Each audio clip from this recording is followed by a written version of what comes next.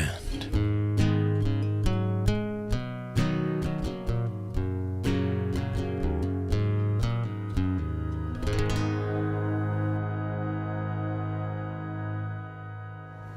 Good evening, welcome to Conspiracy Cafe. I'm your host, George Freund. I'm with you now. We're with you to the end, and we keep trying to push that end a little farther down the road, almost like the leaders of the European Union trying to push all the problems down the road or kick the can down the road. Unfortunately, the end of the road for them is falling off the cliff. The end of the road for us could be a long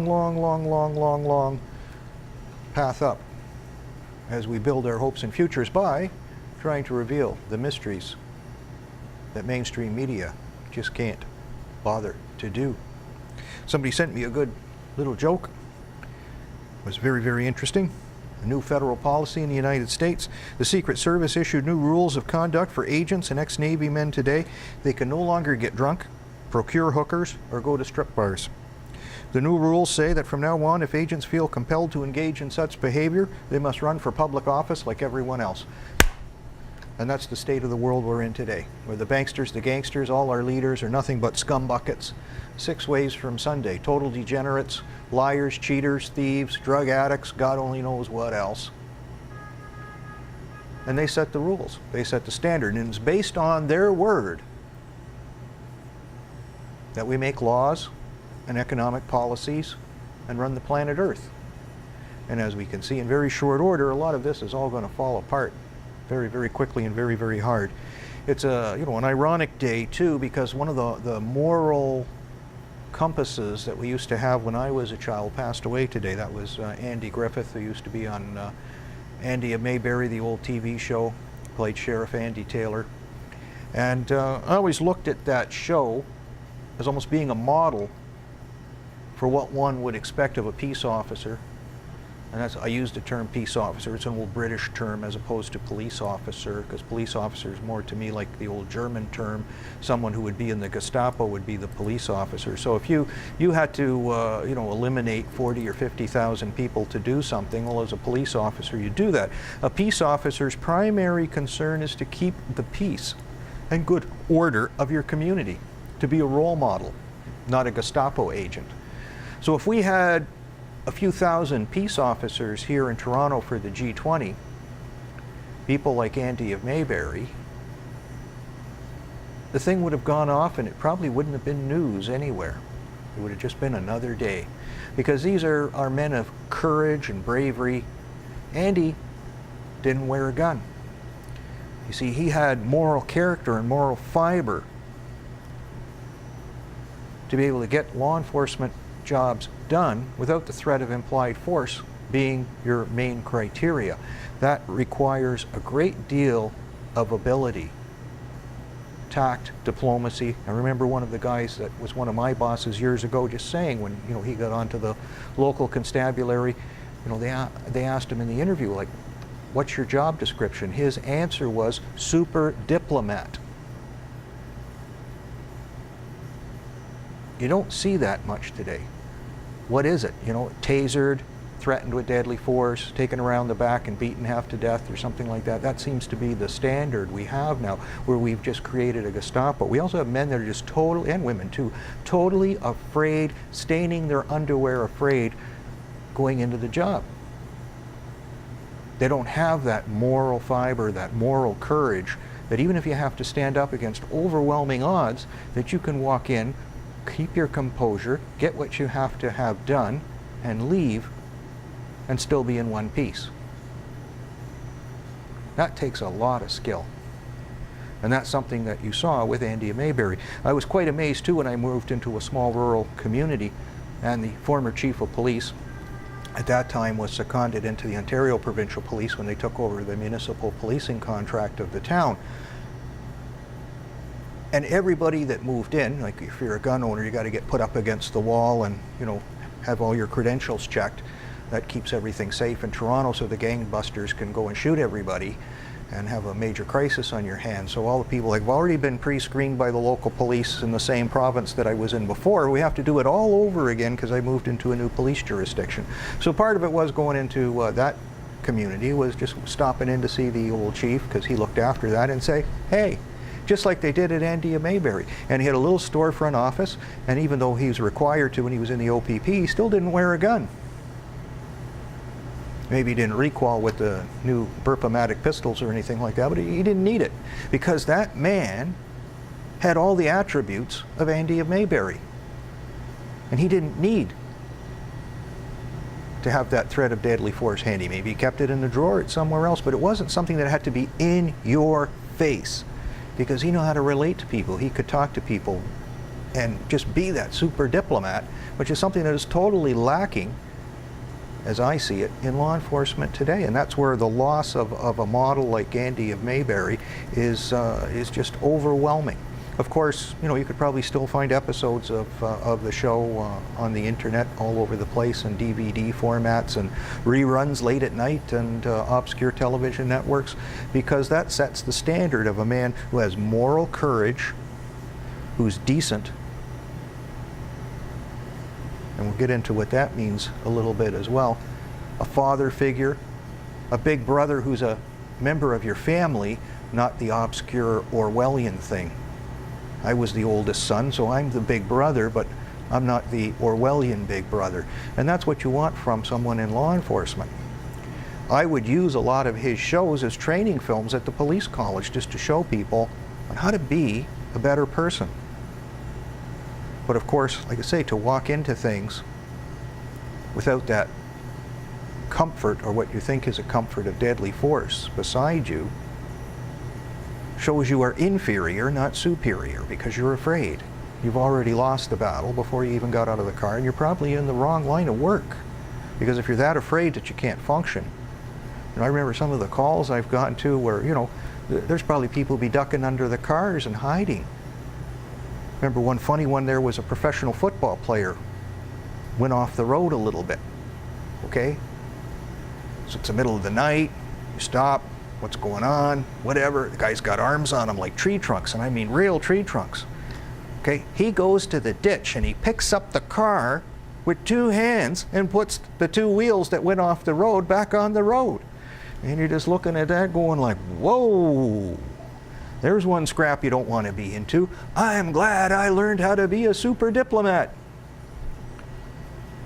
Makes life a whole lot easier. You don't have to shoot them. There's no tasering required. There's just a little banter back and forth of good verbiage that they probably used in the Houses of Commons back in the 19th century with Disraeli or something like that. But if you have that ability, you don't need a gun. I always said that when I was training people in the armored car industry. I don't need a man with a gun. I need a man with a brain. If he's got a brain, we'll never need the gun. Very important. And that's probably one of the biggest lessons learned with Andy of Mayberry and that genre, and it just shows you, how the world has changed. So we have, last week in our paper here in the Toronto Star, police board failed in the G20 role. I don't think anybody even woke them up. They were probably like Otis the drunk, sleeping in the jails, Because the level of depravity and abuses of civil rights and the usurpation of power over the people was so great that the 1837 rebellion was probably the only answer. But all those guys are dead and buried. But that's the level of depravity that the state resorted to, and the mechanism of control was our local police commission, and they were all asleep at the switch.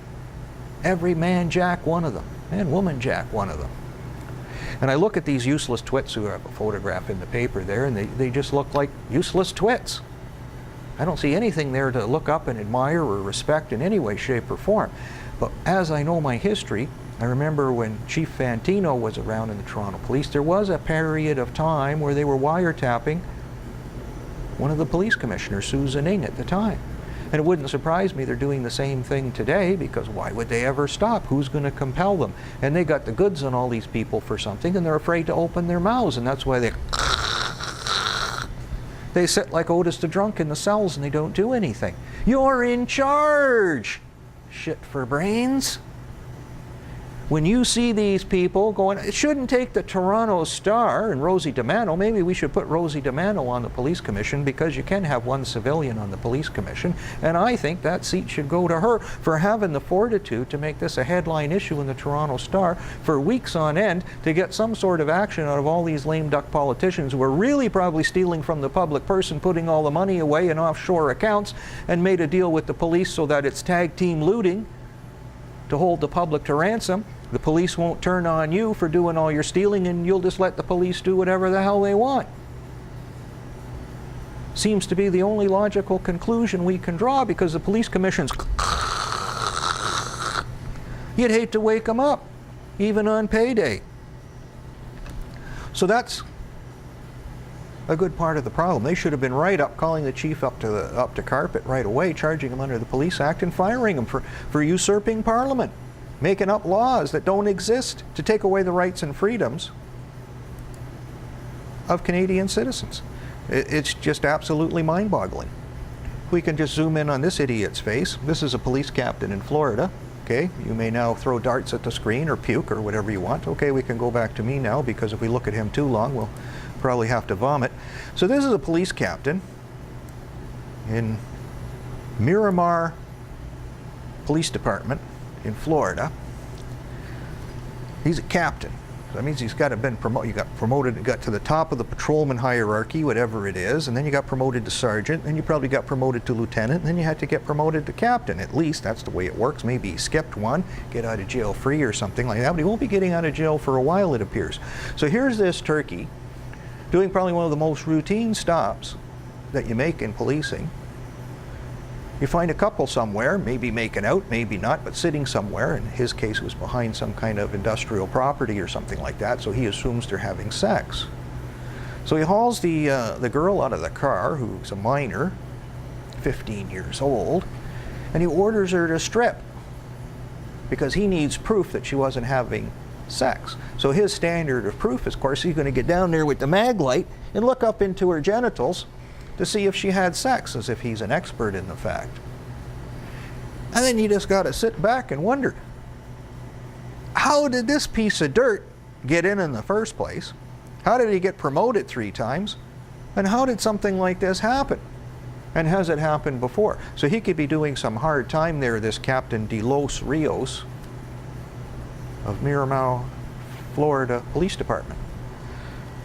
Like, those are the kind of ones, like, you know, it's just too bad Andy's such a nice guy. Like, you just take him out behind the woodshed and just tap him a couple of times. 15-year-old girl. Like, what kind of training do these people get? Well, I guess you don't get training. See, what they do is they tie you to a chair and they tape your eyeballs open like that, and they make you watch Cops for 3 days. And then after that, you're perfectly oriented to go out in the street and lay waste to whole villages of undesirables, as they used to say in the Vietnam era. So just totally disgusting, totally off the wall, and it just makes one sick. Absolutely sick. So of course we've had some action in the world, all over the world. One of the big pieces of action that we've had is in Britain. We've had massive storms all over the West Midlands, where, you know, this is kind of like the standard of water in the streets all over the place. It looks kind of cute with the police jeep in the water, you know, the big karma wave going across the street. We gotta wonder, somebody turned on some weather weapons? Seems to be the only logical conclusion we can come up with. Not just that we have these issues in England, but you have these giant wildfires here in Florida. And just going to open that up in a new link there. And I'm doing that for a reason there, producer, because people have been breaking into my other email account and doing all kinds of nasty stuff. So I want to keep just the pictures that I show up, and we'll keep the rest private. So we see that massive fire there, and you just got to wonder, like, you know, what the hell is going on? So as one of our fans and listeners and supporters and such like that has advised me, you know, very, very prudently, is one of the issues we may be having here is the fact that because of all this chemtrail spraying, that we have a lot of aluminum powder all over the ground. So here's another picture of the fire coming by the U.S. Air Force Academy to give you that apocalyptic sky with the fighter jet on a mount, just to give it some perspective. In a way, it's very, very biblical that, you know, we see, you know, the sky all red and in fire with the symbols of the modern age that could destroy the planet Earth being there before your face. And we just have to wonder, you know, is that the case? But that's just the beginning of our problems, because when we go to the East Coast, we had these massive storm fronts coming through, knocking out all the power in the DC area, and it's a big area, and you just got to wonder again, like, what the hell's going on? But regardless of what the hell's going on, the big thing is it's happening to you. You're on the bottom end. The shit flows downhill. We're at the bottom of the hill because we're the peasants, the basic citizens of the world. And how many times have people laughed at, you know, the Noahs of the world who build the ark?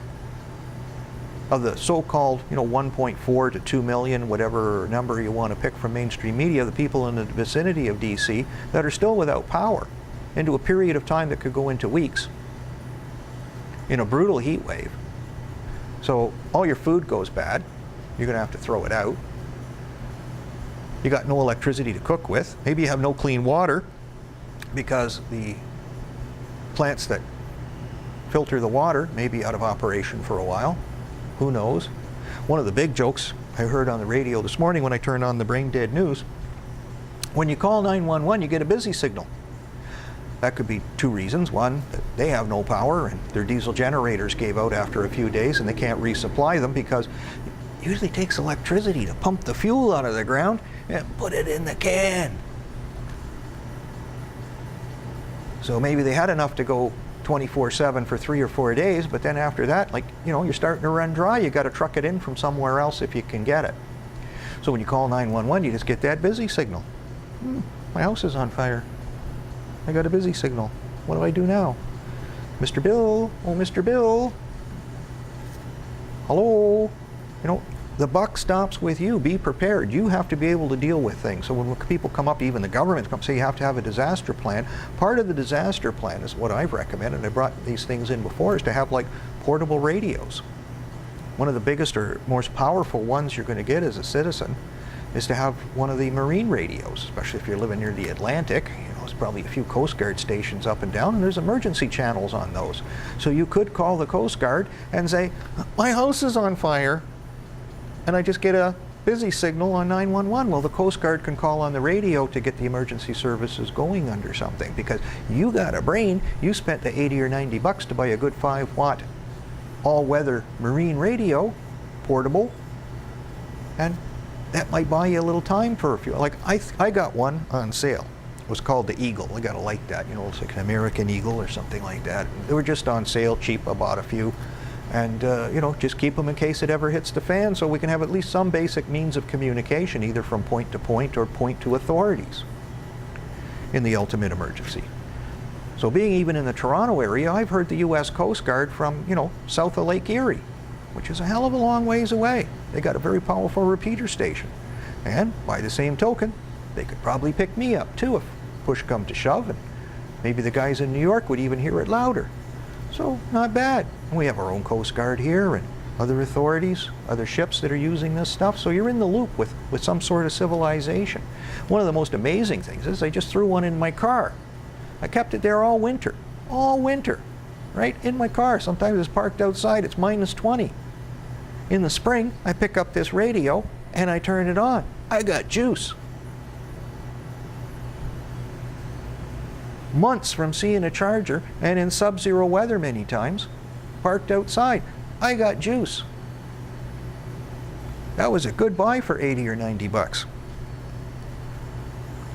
To have storable food, have some kinds of means, you know, like just your basic camping items, some kind of stove with gas so you can warm things up, some water stored away just in case. I keep a big couple of 5-gallon jugs all the time just in case.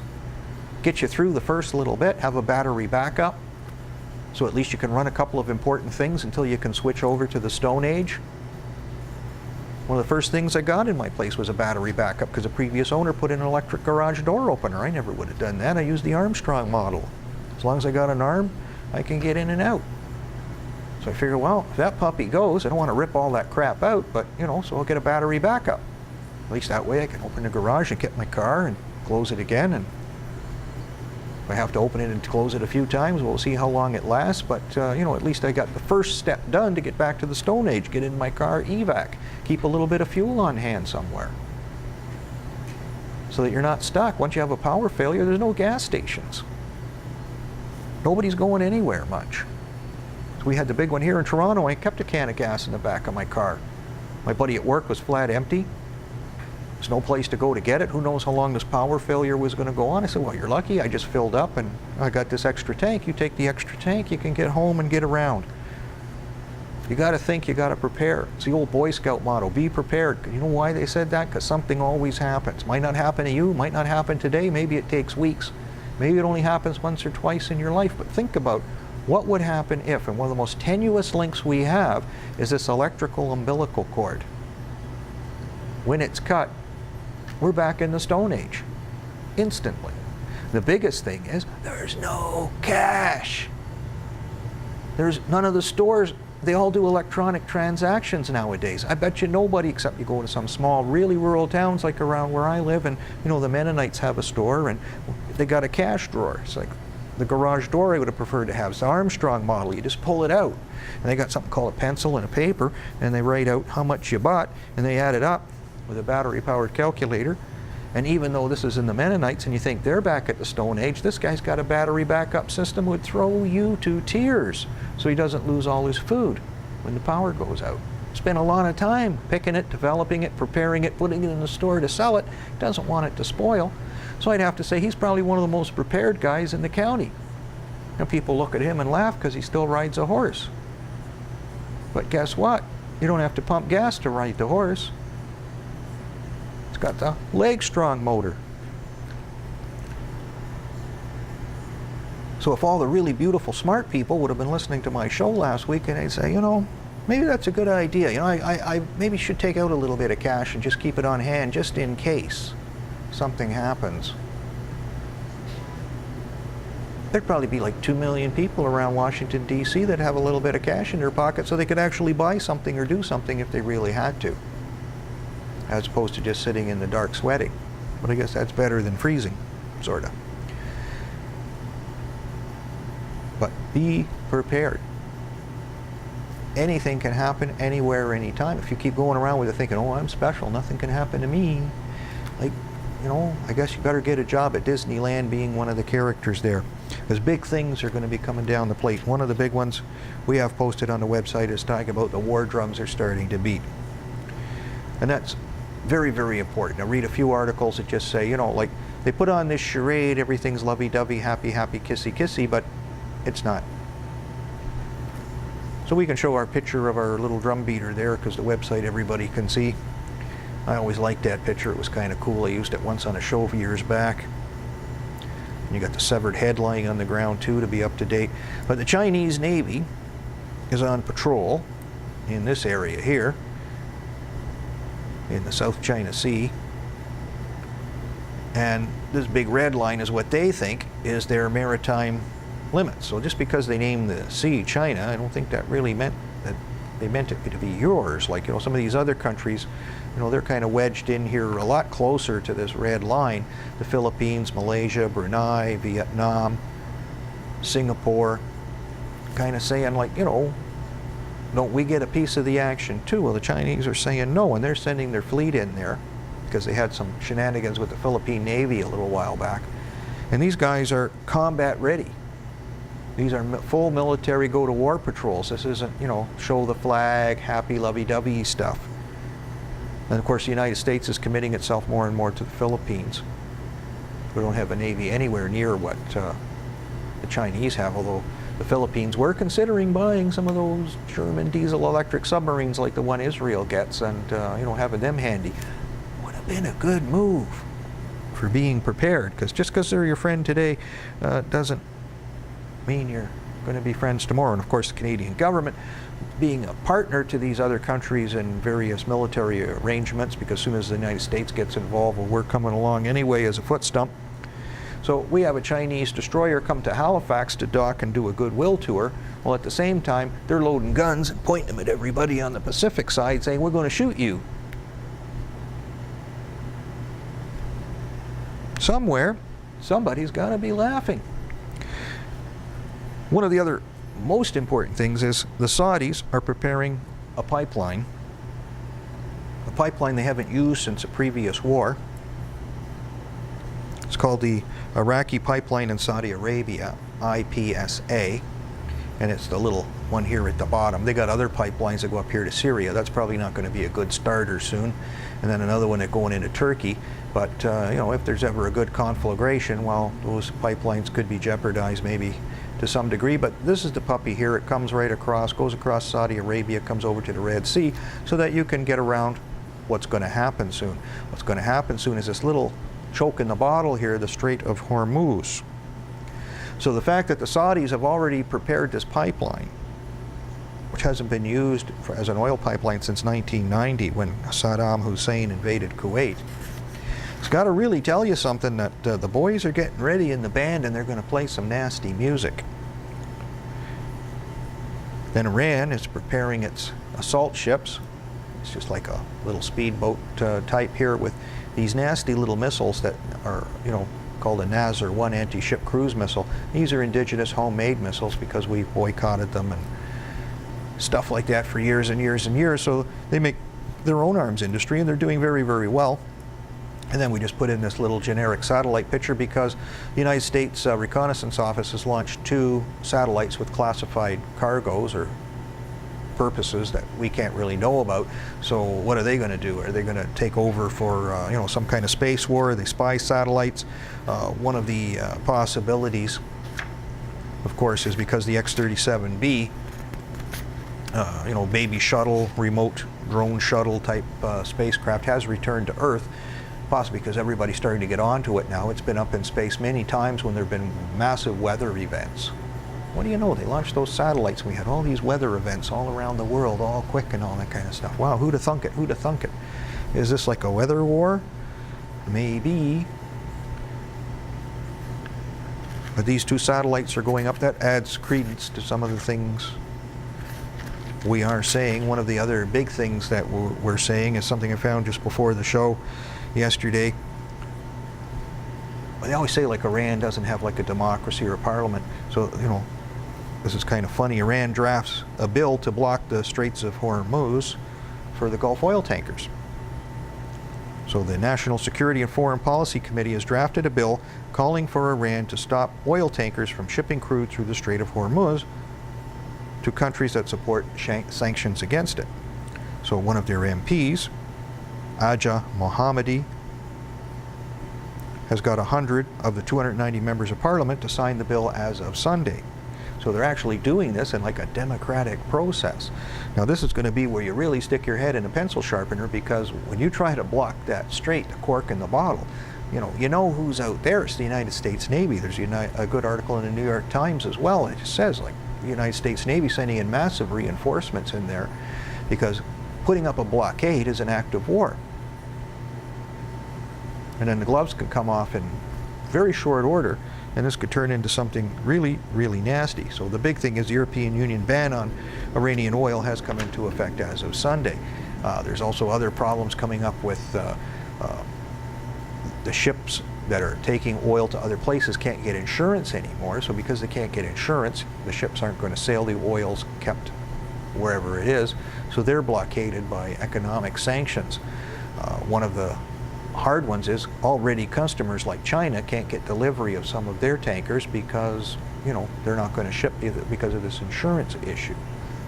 So they're trying to get this independent company of tankers to do the work. So that's already showing us as everybody's taking their position on the global stage to get it going. And it's dangerous because of the domino effect. Because right now we have tensions in Syria. The Russians are in Syria. The Syrians shot down a Turkish plane, which is NATO. Turkey's reinforced their border, so they're just ready for any kind of shock wave to give a punch back. So one of the big talks is the Iranians will probably mine the strait that's pretty much an act of war too, and you know, the gloves will just come off quickly. So it's like who punches first and how hard back does the other guy punch, and then what comes after that. So with all these dominoes walked up in a row here, will China get involved so that they can get the oil? Is the Russians going to get a kick from NATO, from Turkey, that, you know, one of their missiles goes astray and hits a Russian ship or some Russian observers or something like that, and get it all going with the superpowers involved, and then we're committed to all back up Turkey because we're all members of NATO, and before you know it, this small regional conflict turns into a full regional conflict and maybe even a nuclear war. That could happen very quickly, although some of the good news is, not saying that I can take this to the bank or anything like that, but one of the alternative media networks, Zealand Communications, has been saying that a retired United States Air Force officer, Captain Robert Salas, has signed an affidavit to Congressman Peter King, who's chairman of the House Committee for Homeland Security, to tell him about multiple unauthorized incursions over U.S. nuclear installations and the disabling of nuclear missiles at these installations by craft of unknown origin. That doesn't necessarily mean UFO. Could mean, you know, maybe somebody's got some kind of toys that are going on in this country that are off the books or off the record. But a very important thing to say, hey, somebody's turning off the nukes, which is probably a good thing. If you turned them all off, it would probably be a good thing, you know. Not that any kind of war is a good war, but the last one we want to get into is a nuclear war. So if we're getting help from friends above or friends below, it's a good friend turns off your nukes, and if they're doing the same thing to other adversaries, bonus. And it just shows you how stupid and idiotic this tension with Iran is. They haven't even built anything yet. And we're lining up the world to get the two powers that have the most nuclear weapons, backed up by some of the powers that have the next levels of nuclear weapons, like Britain and France and Israel and Russia and China, so that everybody can have a grand send-off. And the only one who wouldn't do anything or couldn't do anything is the one we want to fight over in the first place, which is Iran, because they haven't built one yet. So because of the threat that maybe they could if they really tried, we're going to blow up 5,000 or 6,000 of our own and eliminate the population of the planet Earth and turn it into a toxic nightmare for 40 or 50,000 years. Hey, there's a game plan. And the big thing is, you voted for a lot of these people. Like I said at the very beginning, people with no integrity, the liars, the cheaters, the thieves. You might as well call them down-out murderers, because they're taking us to that gate sooner or later. What the hell do we put them in charge for? We need somebody like Andy of Mayberry. And then you just sit on the back porch and jaw a little bit about what's going on in the world without bringing all this baggage to the table. About your criminal mafia versus my criminal mafia, my threats against your threats.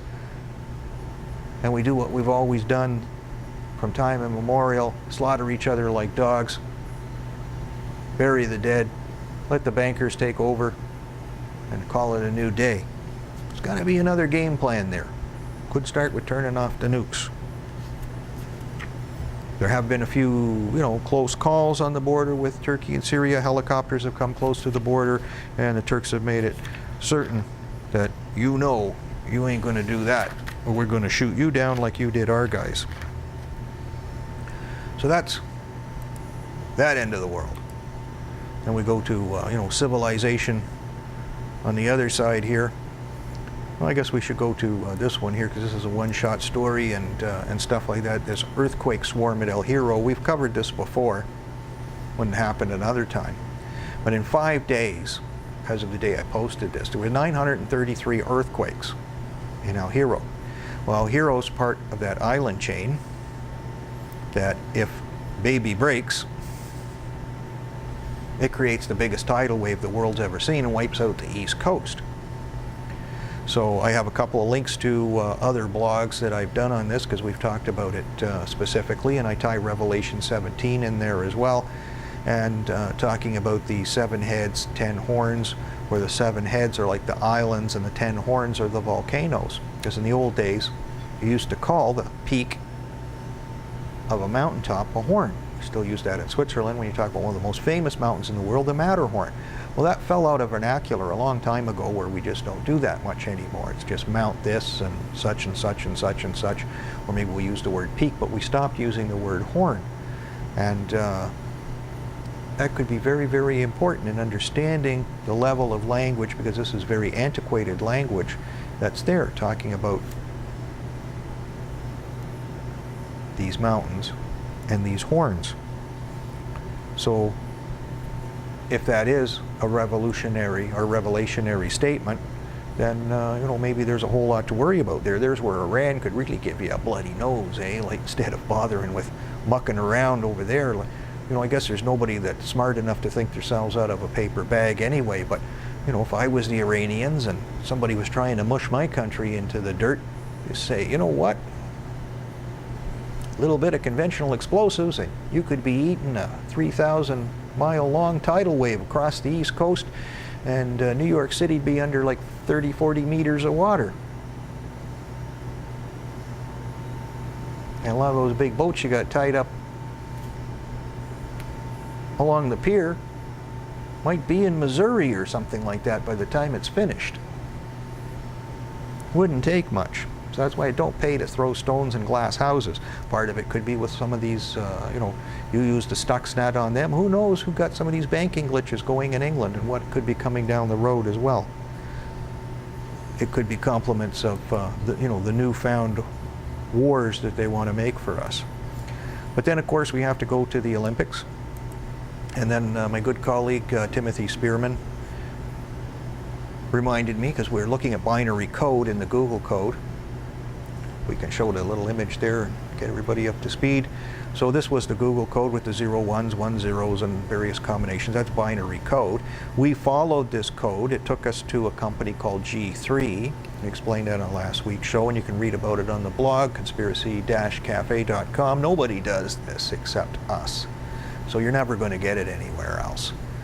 And everybody else is a pale imitation for whatever reason. But it took us to a company that's tied to G3 called C5. They have the same binary code. I did a screenshot save in case they change it for later. But isn't that amazing that, you know, it takes us to that? And then everybody was talking about this report by the Rockefeller Foundation. It's just, you know, speculation. But they talk about, you know, 13,000 people being killed at the London Olympics. When I first copied this picture onto the website, I copied it small, and I even forgot that, you know, all around here is binary code. And then this vortex coming out of the middle, it looks very similar after studying the explosion at Oklahoma City and stuff like that with the works of General Parton, that you're looking at the wave that comes out of the epicenter of an explosion. So they said it very clearly. You know, 2010 to 2020 were dubbed the doom decade for good reason. The 2012 Olympic bombing, which killed 13,000, followed closely by the earthquake in Indonesia, killing 40,000, a tsunami that almost wiped out Nicaragua, and the onset of the West China famine. But just amazing, the similarities. So that's the thing, when you're going in the wrong direction, you get lost, right? It's like you're trying to solve a puzzle, right? None of the pieces ever fit. So you can take a hammer and jam them together and stuff like that, like mainstream media does, like the politicians do, like the courts do, like the police do. I used to call it just making the shoe fit. Well, you can make the shoe fit with that hammer and pound them together. We didn't do that. We just did a little simple math, a little bit of arrangements, and we see right away that there's a pattern. And we don't know if the pattern was premeditated, that they put it there on purpose, or if it's something like this twilight language where there's just kind of like a karma language about, even though you're hiding all your cards under the table and you're cheating and you're doing everything dirty and you're killing all the witnesses, but there's just some power that makes it available to be seen to those with eyes to see. And that's where this twilight language comes in. It might be completely innocuous. They do their stuff and they have absolutely no idea that what they do is complicated and can be unraveled and take us down the trail to show us the result. As they used to say on Hogan's Heroes. And, oh no, it wasn't Hogan's Heroes. No, that was Laughing. Very interesting. So we had some arrests in London in the step up to the Olympics. So we don't know if we've done anything. or it's just BS. One of the ones is Al-Qaeda plot to blow up passenger jet in the run-up to the Olympics. So they arrest a guy who's Norwegian. He's supposed to be one of these clean guys. He's a white guy turned into an Islamic radical or something like that. No previous criminal record. Changes his name to Muslim Abu Abdurrahman. So he was recruited in a training camp in Yemen in 2008. And he's supposed to somehow magically come into the Olympics with his own airplane and crash it into whatever, I don't know. Sounds pretty much like if he was anything, he was probably a patsy, because they know his name, address, and phone number, and they followed him 6 ways from Sunday. And of course, in the article, they keep talking about this Umar Farouk Abdullah Matulab, who we know was put on a plane by an American intelligence officer, and he's probably got the most famous pair of underwear that's ever been put on the internet. So is that because we blew the whistle that they're pulling the plugs on some of their things? Alex Jones has been carrying a lot of stuff. He doesn't know the codes, doesn't understand the codes. That's just something I do. But, he did talk about that chap who infiltrated G4S, who's now come out. He's given his name, and he's posted all over the internet saying, I'm the one, which is a good thing to do. One, because if nobody knows who you are, nobody knows who you are after they kill you. So the only hope you have is to just do like I do, sit in front of the camera, say, this is me, and this is what I got to say, and then everybody knows. So if something happens, you can say right away, you know what? It's probably because of what he said, eh? So we have a coded intelligence about the Olympics. We have all the rituals and stuff. I'll probably post another video on that that's kind of long and too much for this show, but it goes into like 9/11 and the Olympics and shows the similarities of all the run-up, where they had TV shows, advertising, video games, pictures, images, advertising, all saying it's going to happen. And the same thing's happening with the London Olympics. So this guy pieces it all together in about an hour and 15 minutes, and it's a real eye-opener. So is it just innocuous Twilight language, or are they just coding the Illuminati plan, which is basically what they always do? And if you're on the website too, we probably see we get some very popular views on this thing called IllumaCorp. It's 15 minutes long, so I'm not going to play it on the show, at least not today or anything like that, but it's just chilling. There's a company or a website, they say there's this company called IllumaCorp. Can't prove it is or it isn't.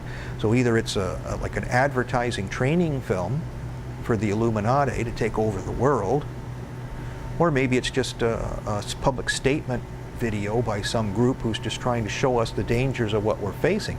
But it's absolutely chilling what this man says, and it's, anybody who knows anything about what's really going on in the world can see this is like 110% true. They are doing all this stuff, and it just lays it all out. But this is like a business plan to take over the world and enslave the human race with the technology, and how they've fixed education, the political parties, and everything else to just make us droid in to this system. And it's just like the Borg or something like that. You will be absorbed or they're going to kill you. So it's like I've said from day one when I heard about gun control. It's not about crime. It's never been about crime. It's always been about a power grab. It's always been about genocide. So when you say yes to that, just remember. Then you won't be surprised too much. There was some kind of fight at this Westfield Stratford shopping center, which borders the Olympics and what you have to walk through to get into the Olympic site. A 24-year-old man was stabbed to death in some kind of gang fight.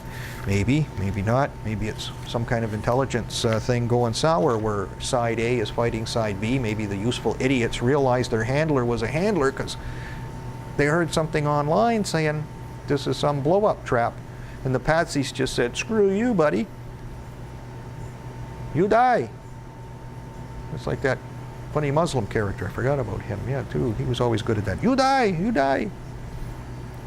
Ahmed the Dead Terrorist. That's who that was. Very funny videos he put together. 2 of Spain's most dangerous terrorists from ETA were found in London. They've been hiding out there for a while. Hunslo Trotino, 55, convicted of 22 murders, a 1986 Madrid bombing, killing 12 policemen. And then the other chap, Laren Sanchez, definitely got to be guys who were, in their day, Operation Gladio.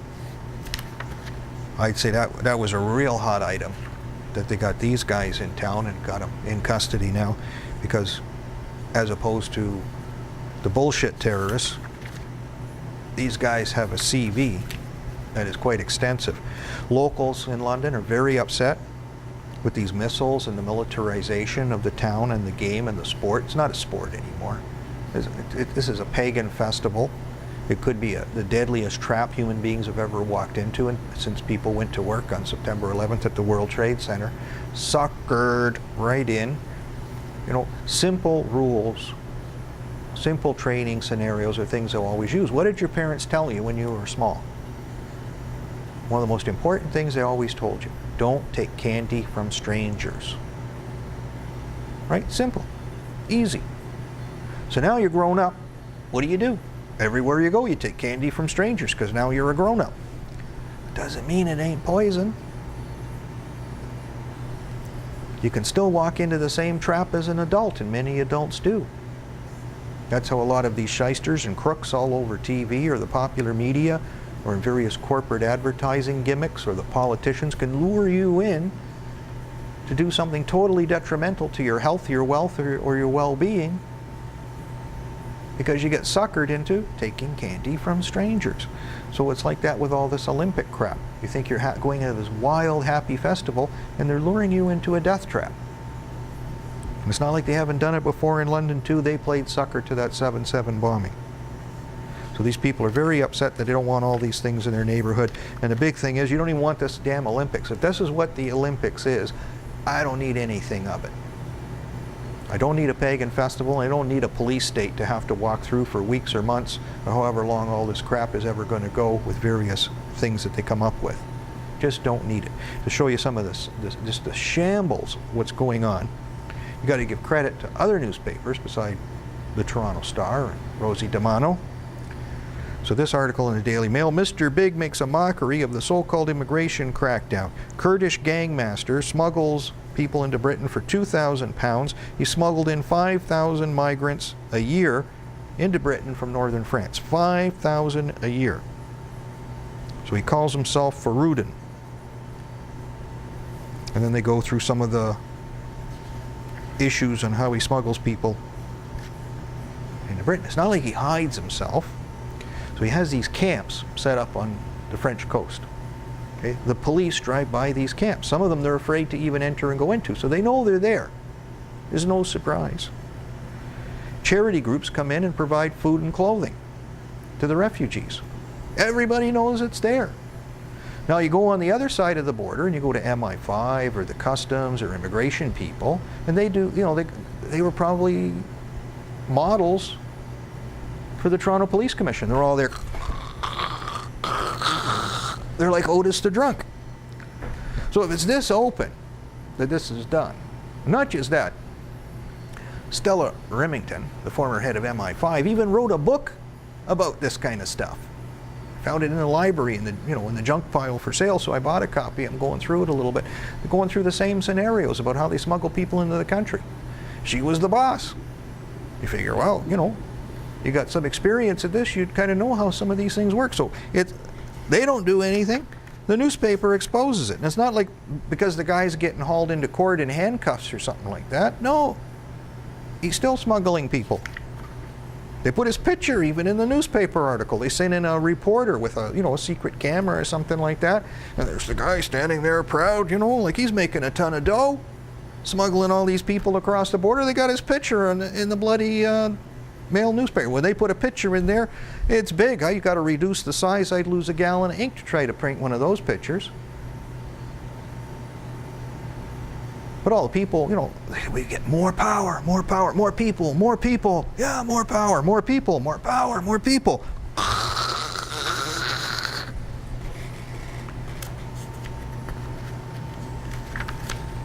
What's it do? Nothing. So one of the big arrests they made with this Olympic terror is there was two guys, their skin was a little dark, so they're like Muslims, and they're in a river, with a little rubber boat just paddling around. So somebody saw them and go, ooh, Al-Qaeda, terrorists. So they arrest these guys. And you gotta laugh almost. Okay, like, what the hell are you gonna do with a rubber boat going up against the Royal Navy? And then they said, they went to target practice once with some air rifles, So to get an air rifle, that means it's not a firearm. We talked about that once before, ages ago. So the velocity's got to be less than 500 feet per second. So basically a slingshot's going to be far more effective weapon if you're going to use it as a weapon. So the whole point of this lower velocity is you can't penetrate the skin to be an effective deadly force weapon in any way, shape, or form.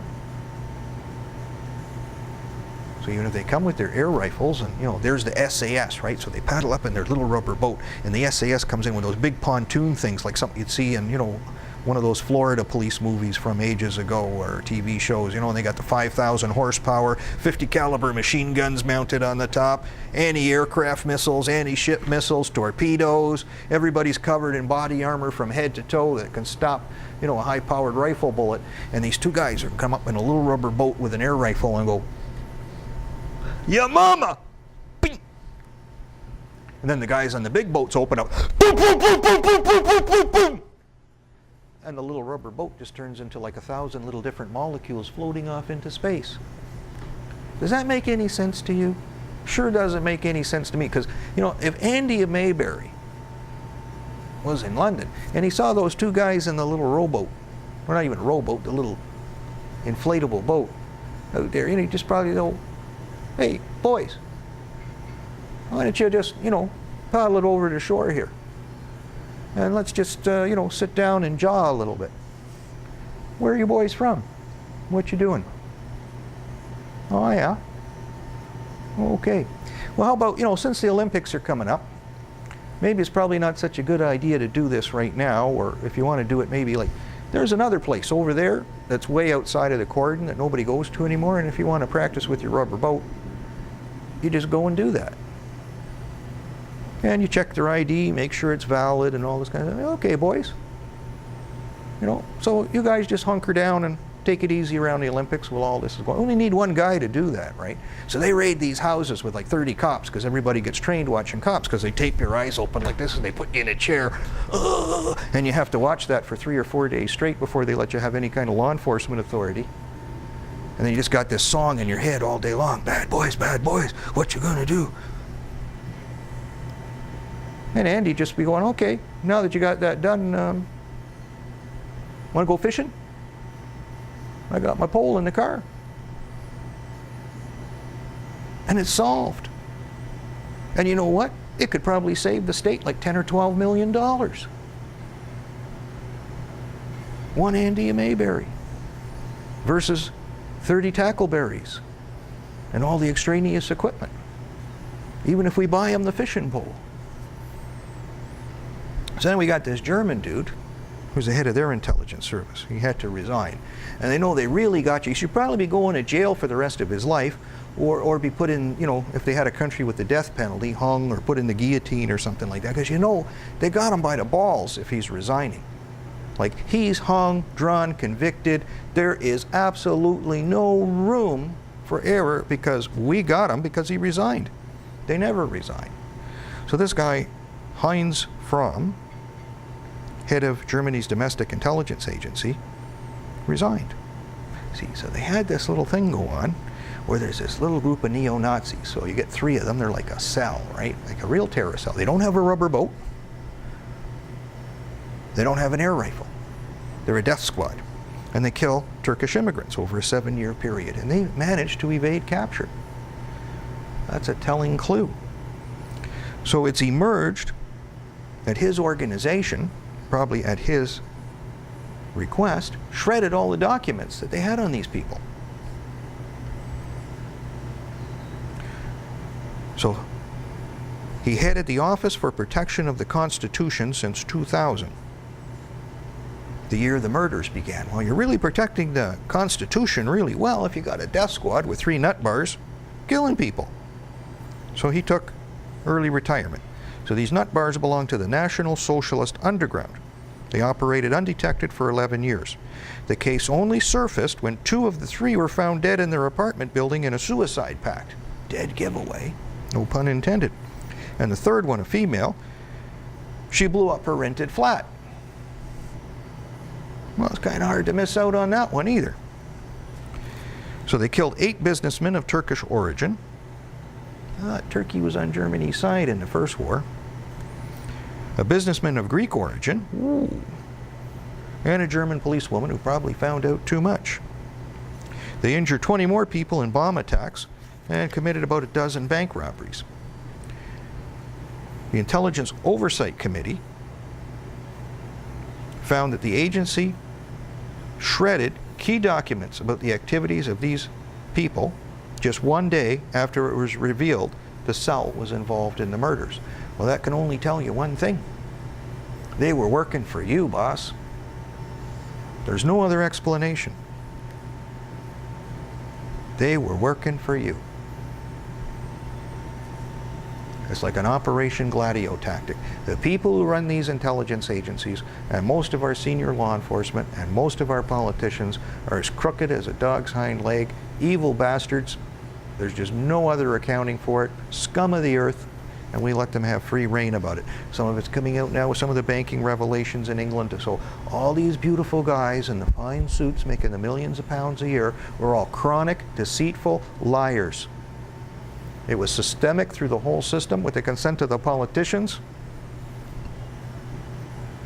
Any regulator, the media, everybody zipper locked the mouth. You'd almost call it a conspiracy, and it was funny to see that word in some of those articles in banking. Over and over and over again, conspiracy, conspiracy, conspiracy. I didn't think there was such a thing. That's what they told me. There is no such thing. What do you know? There really is. There are people that sit in a little back room somewhere, probably a posh hotel dining room, plotting and conspiring for their own ill-gotten gains, which is basically looting the people, us. So we have a security report, massive cyber attack in progress in the USA, Europe, Latin America, 2.5 billion siphoned from financial institutions.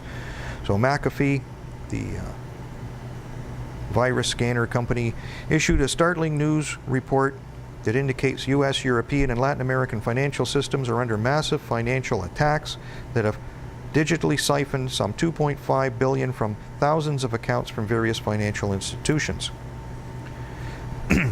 McAfee and Guardian Analytics, highly sophisticated global services for fraud, have reached the American banking system. So unlike the Spy Eye and Zeus attacks, these feature live manual interventions at least a dozen groups. It was called Operation High Roller. No human participation was required. Thousands of attempted thefts from high-value commercial accounts and some high net worth individuals. They've attempted at least 60 million euros in fraudulent transfers. So then you got to wonder about some of the shutdown of the British banks. Royal Bank of Scotland, NatWest, is that the only defense you had? Like you're being looted from anywhere and everywhere all at the same time. The only thing you could do is just turn off all the machines, stop them from stealing the money. Dangerous times indeed. Can we roll the video on, let's see now, that was the one on that Operation Fast and Furious one. You see that one?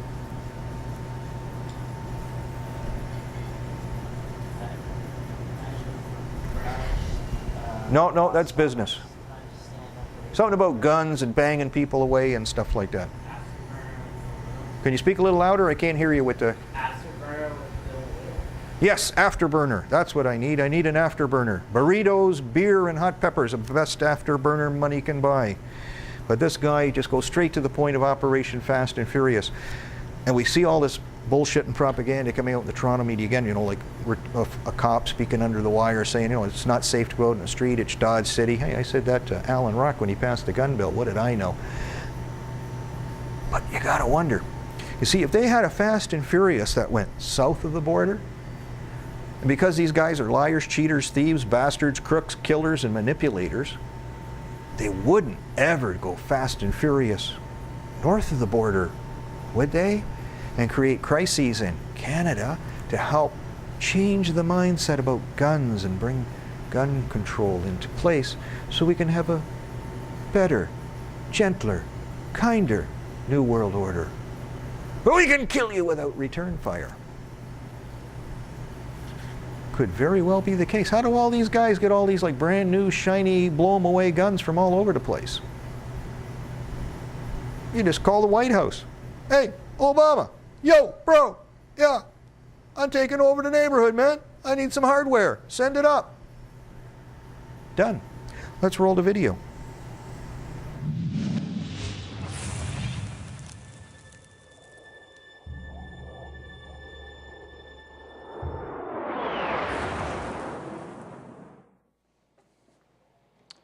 Well, hi everybody, welcome to Afterburner. I'm Bill Whittle.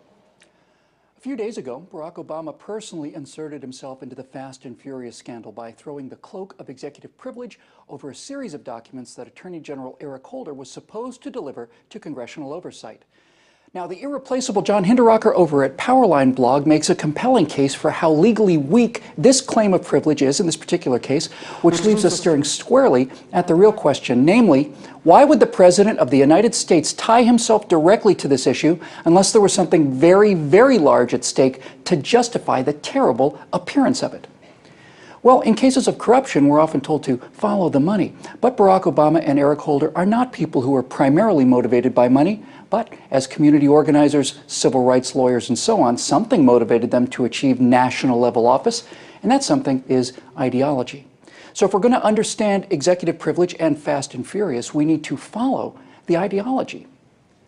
Prior to his election, Barack Obama was rated as the single most liberal member of the U.S. Senate, and one of the ongoing staples of modern progressivism is gun control. Eric Holder has long been an advocate for draconian gun control measures here in America, going so far as to say that the job of the government should be to, quote, really brainwash people into thinking about guns in a vastly different way, unquote. Now, on March 30th, 2011, Barack Obama spoke to gun control advocate Sarah Brady, who said that the president told her that gun control was very much on his agenda, and who then added, quote, I just want you to know that we're working on it, and then went on to say, we have to go through a few processes, but under the radar, unquote. Brainwash the American people about the horrors of guns and do it under the radar. Now, early in his presidency, Barack Obama frequently repeated the falsehood that the vast majority of the guns used in the horrific Mexican drug cartel violence came from American gun dealers in order to use this mind-boggling horror down south in order to apply gun control pressure here in America. Now, this was absolutely false at the time, and the presentation of evidence showing that American guns were responsible for only a tiny sliver of all of the weapons used proved embarrassing to the man who I've noted does not take well to embarrassment. Now, back in 2008, Barack Obama ran on, among other things, a promise of millions of green jobs being created through alternative energy sources. And when these jobs didn't magically appear, he used the power of the office through debacles like Solyndra to make them appear. And I believe that Eric Holder and Barack Obama did precisely the same thing in the case of Fast and Furious. In other words, if American guns were not being used in significant numbers to use as a lever for gun restrictions on American soil, then Barack Obama and Eric Holder would supply the guns to make the case that could not be made previously. Now, it is true that George Bush's Justice Department had a program called Wide Receiver that was designed to sell guns to gun traffickers in order to catch them, but these programs are nothing like each other. Wide Receiver used protocols familiar to every narcotics department drug buy, namely controlled delivery. That means that the bad guys under surveillance buy illegal drugs or guns and are swooped down on by law enforcement officials once they commit the crime. Wide Receiver used GPS tracers in the guns. Wide Receiver was performed with the full knowledge, approval, and cooperation of the Mexican government. And when it looked like there might be some danger that these guns could, actually do some harm, the Wide Receiver program was shut down. Fast and Furious didn't use controlled delivery. It did not use tracking devices. It was not a limited number of weapons. It was thousands of them. And it was not known of or approved by Mexican law enforcement officials who simply were speechless and horrified to discover what Holder's Fast and Furious program actually did do, namely, blindly pump thousands of American assault rifles into the Mexican cartels without any chance to prevent them from doing harm. And now we get to the brass tacks. because the mainstream press has referred to Fast and Furious, when they refer to it at all, of course, as a botched law enforcement program. But PJ Media contributor Bob Owens hit the nail on the head when he said that this is nonsense because, as Owens writes, and as I believe, Fast and Furious was designed to require Mexican casualties in order for it to accomplish its mission, which was to bring back the Clinton-era assault weapons ban here in America. Now, if that is in fact the case, consider just how unrelentingly evil this idea and these two men really are. In order to achieve an ideological end that they desired here in America, one that's roundly rejected by the American people they were elected to serve and not dictate to, they pumped thousands of deadly weapons into the most violent, horrific murderers on the face of the planet today. And this ideological decision cost the lives of no less than 300 Mexican civilians, 300 people confirmed dead as a result of this ideological horror, not to mention this American hero, former Marine and Border Patrol agent Brian Terry, who was killed using weapons supplied to his murderers by Eric Holder, very likely under the direction of Barack Obama. And to those liberals who say that this is a tempest in a teapot, it's just gotcha politics, just political posturing or simple racism, let me just say this. We know who the real racists are here. You don't give a damn about these dead people because they're only Mexicans to you. They're certainly not worth politically hurting your Messiah over. If these had been 300 graphic designers in San Francisco and a university president instead of friendless peasants and a law enforcement officer, you would have dragged a Republican president out of the White House with torches and pitchforks, and you would have been right to do so. And if you find that kind of racist allegation offensive, well, welcome to our world. Just follow the ideology. It makes perfect sense. And if the mainstream media, which just a few days ago celebrated the 40th anniversary of the uncovering of a minor burglary at the Watergate complex as the greatest act of freedom in the history of the Republic, has any shred of decency or credibility left, they would realize that this is Watergate with 300 dead people lying on the ground. Have you no shame, you so-called reporters and journalists? Have you no shame at all?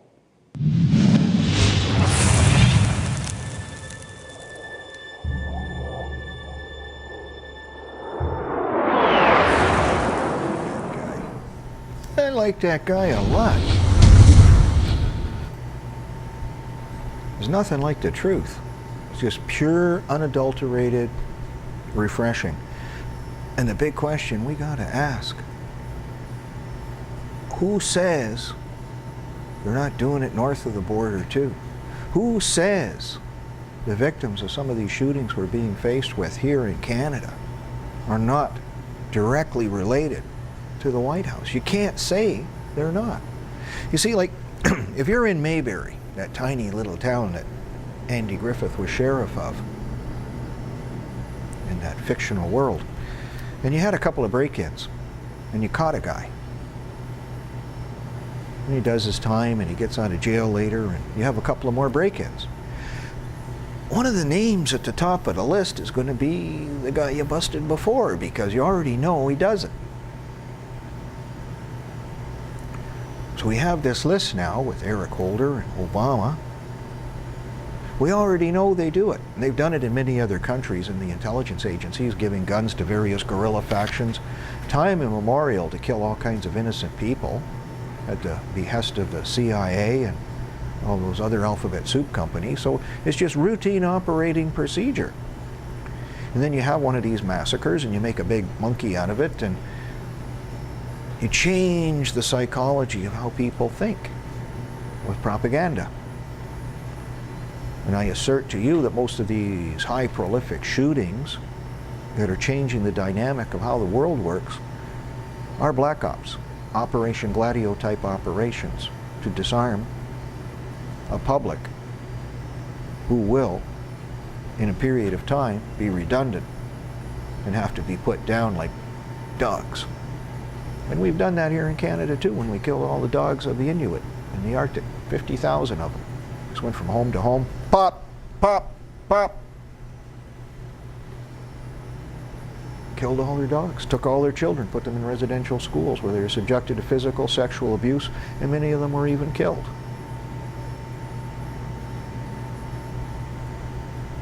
The Great White Queen and the sanctimonious politicians and the Royal Canadian Mounted Police committed genocide. But you see, I know that from the Bible because it says we're all sinners. All of them. And that's how deep that sin debt is. One we have to wear, and one they're going to try to apply to us if we let them. So we can't let them. We have to scream from the hilltops. So some of this business news in Britain is it's come, glaringly obvious now that the whole system is corrupt. Barclays Bank chairman has resigned, and now the president has resigned, Diamond. I would be very reluctant to put a guy named Diamond in charge of a big bank. Maybe to be, a guy on a riverboat going down one of those big rivers in the olden days with a Derringer up his sleeve and 4 other aces in his boot.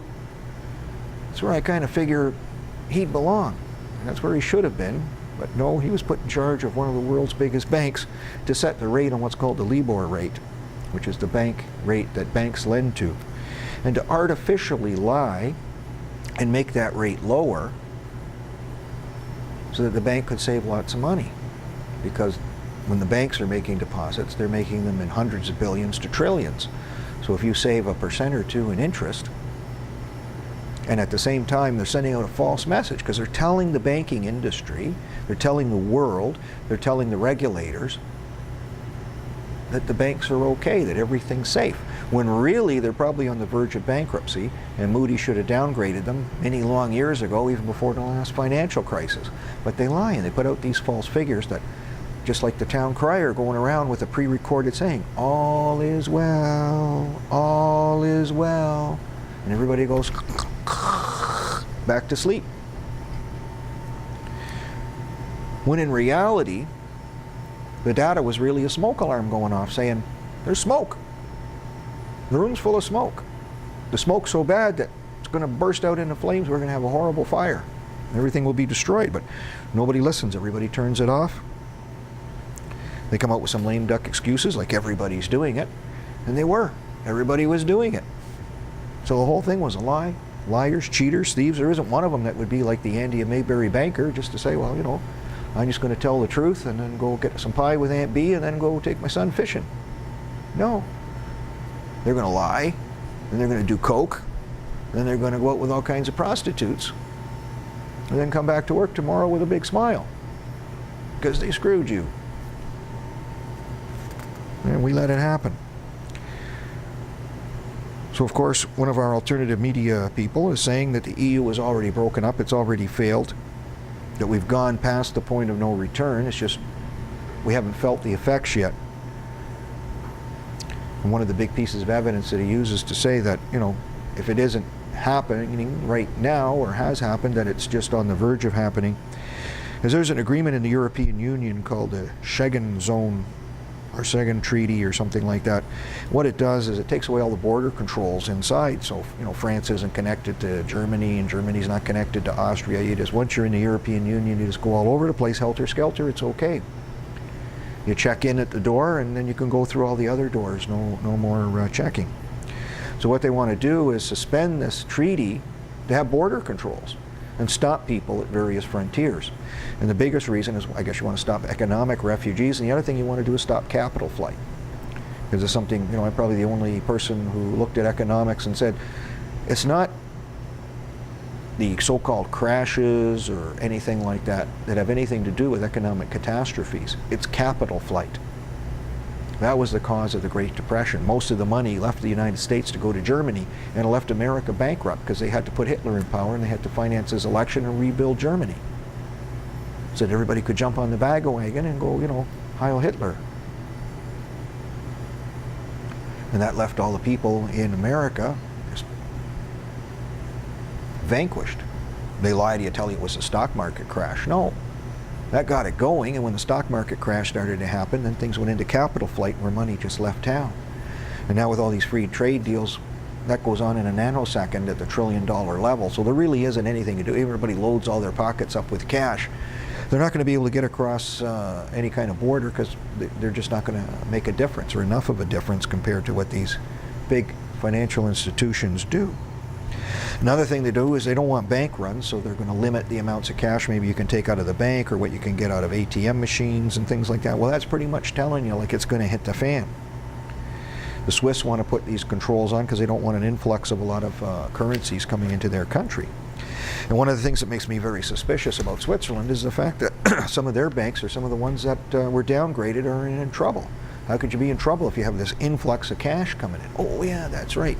Those guys invented that computer virus that stole it all. So maybe you don't have any anyway. And you just can't say it.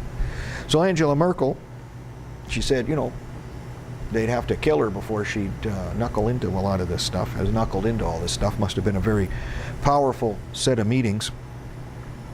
So they have a compromise. This is how you compromise. I put a gun to your head and say, sign the papers. Okay. So she compromised. Probably showed her pictures of Kennedy saying, you think you're special? We killed the president once. A new supervisory body will enable the European Central Bank to keep a close eye on the banks. What that probably means is, okay, 1 for you, 2 for me. 1 for you, 2 for me. You don't get any, I get 3. That's probably how they keep a close eye on them, because they're liars, cheaters, thieves, and whatever. Spain is awaiting the 100 billion euro bailout recapitalization. They have to provide sufficient safeguards for the taxpayers' money used by the EU bailout funds. The Eurozone bailout fund will be backed, of course, by taxpayers' money because we're the lender of last resort. The European Financial Stability Facility will provide aid under the current rules until the new permanent fund, the European Stability Mechanism, is ready to take over next month. The funds will be able to lend directly to banks. They'll buy the bonds of countries like Italy and Spain whose borrowing costs have soared. So what they're going to do is buy what should be junk bonds with your money.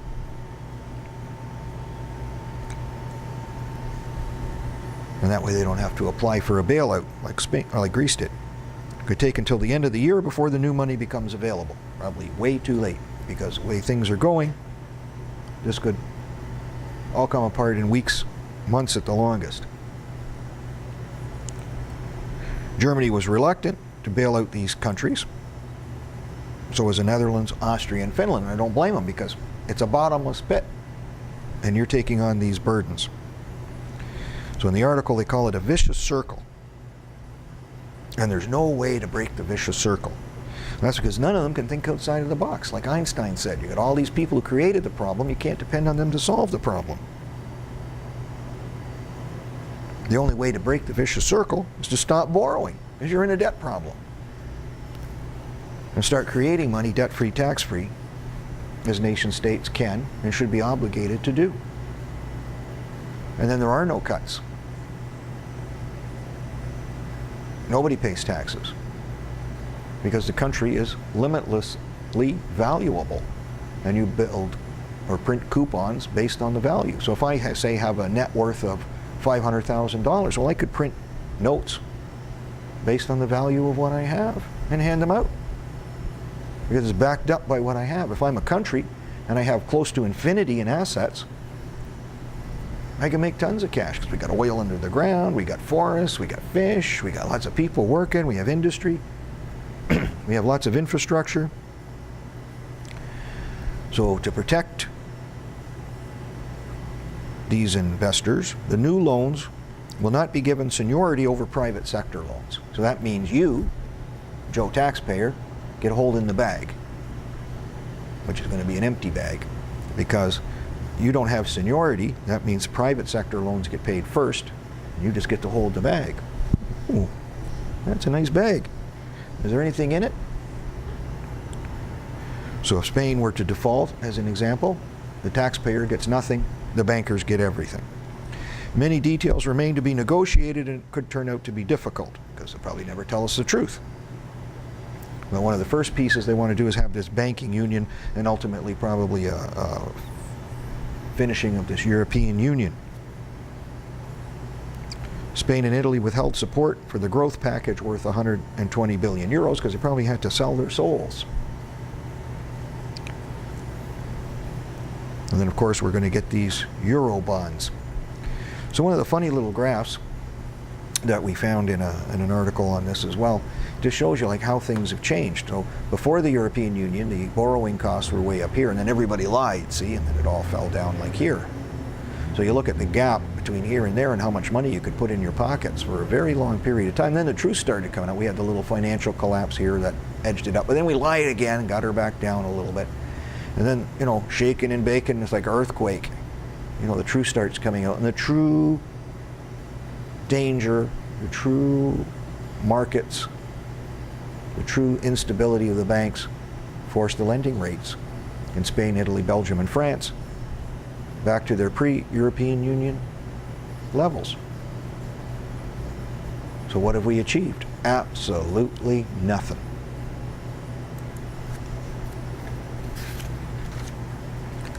So, game plan, they want to bring the central bank rates to zero or even into negative territory. So that way banks won't deposit stuff with central banks overnight, they'll have to lend the money out. So it kind of forces them with a gun to their head to lend the money out somewhere else because they're going to get zero or a negative interest rate. So it's supposed to discourage them. But in this article here from InfoWars, it just says that's an amazing red flag to say the bond market is dead. That we can have no confidence in this. Mervyn King, the central bank head in England, says in this article, something went wrong with UK banking and we need to put it right. Well, I can't see you're ever going to do that, but one of the things they want to do, something I've said on shows years ago because I read this great book called The Four Pillars. When you have four pillars, you can hold the roof. What the banksters have done over the years is dismantled everything people learned in the 30s from their problems to make a safe and secure banking system. One of the big things, of course, is to separate these casino banks, these investment banks, from the regular banks, where we put our money in and take our loans from. Because if they put them together, well, the casino bank's going to rob from this side to keep this side going. And when they ever lose, they take both sides down. So that's why you have the four pillars, because if you lose one, you still got three holding everything up. The other one are trust companies and the insurance industry. So now everybody's got into like one thing where we have some of the big banks are, you know, they're the bank, they're the trust company, they're the investment bank, and they're the insurance company all in one. So you just have one. Everything sits on top, and then it falls. Crash. Simple. Mr. King went to school. I dropped out because it looked like they were trying to teach me a bunch of horse shit. I think I was right. Time will tell shortly. They also say they need to have a big inquiry, which is just, you know, some kind of fake crap. They get all the MPs who are liars, cheats, thieves, crooks to sit together, look good, put on the black robes, maybe those wigs like they have in England, and listen. Ooh. And then when they're done, go to sweep it under the carpet, maybe wave a finger at one or two people, a couple of people will lose a job or two, and then we just go back to business as usual. It's what they do for, like, you know, almost anything that happens with these commissions, the 9/11 Commission, the Warren Commission. They just, it's all they're there is to sweep it under the rug, cover it all over. And like I say, I love that the conspiracy word and all these things. So Ed Miliband, the leader of the opposition in the UK, he describes the Prime Minister as being out of touch. See, there's how you know these guys are fixing their words here. Out of touch. What do you mean out of touch? He's not out of touch. He's in cahoots. He was always in cahoots. They probably don't use that word in England. They like other words that are weird that nobody knows what they mean. It's the only thing you can come up with. He was in cahoots with Murdoch. He's in cahoots with God only knows what else that Murdoch's done under the guise of his hacking scandal. He's in cahoots. This involved the central bank people, heads of the banks, the politicians. Everybody was lying to get that LIBOR rate down. So the bank, Barclays, signed a non-prosecution agreement with the U.S. Department of Justice. Not for their staff, but for them. So some of their staff are looking at doing hard time in the States if they're extradited to the United States to face the consequences. Most of them have been fired. So in a lot of ways I feel sorry for those guys because they were probably really doing what they were told, but they're the fall guys. And when it hits the fan, they back away and just leave you standing on the stage with the spotlights on. And they fade off into the sunset and nothing happens to them. One of the other big, very disturbing things that's telling us this is it is the fact that the United States is forcing some of its biggest banks to have living wills. Like, that's got to make your sphincter muscle to start to shiver. Because you're not talking tiny little institutions. You're talking like UBS Switzerland, JP Morgan, Deutsche Bank, Citigroup. In time, it's going to be 5 banks. They had to have theirs ready by the 1st of July. 124 more banks have to have theirs ready by the end of the year.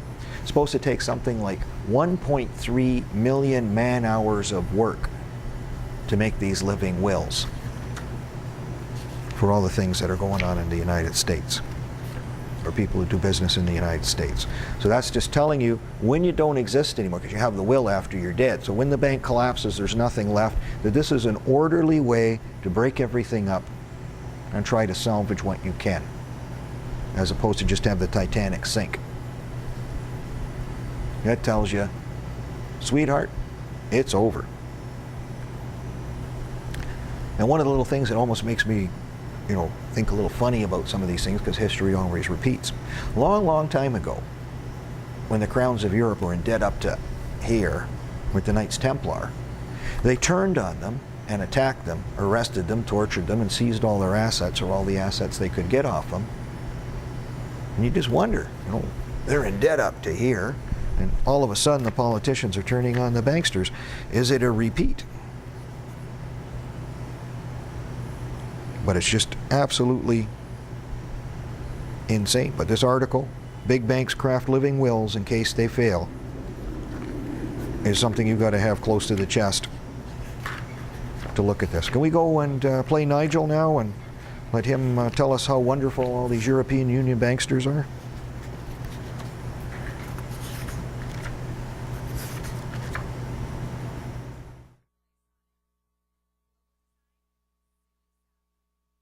Are we the ones really to blame for Europe's problems? Like this guy says, let's bring in Nigel Farage. He is leader of the UK Independence Party. It is a pleasure to talk to you, Nigel. We've been playing your clips for the past week or so, as have a lot of people. So what do you think of this claim that it's the fault of the United States, the problems that Europe has? Well, remember, this bloke's an idiot. I mean, a real, complete idiot. And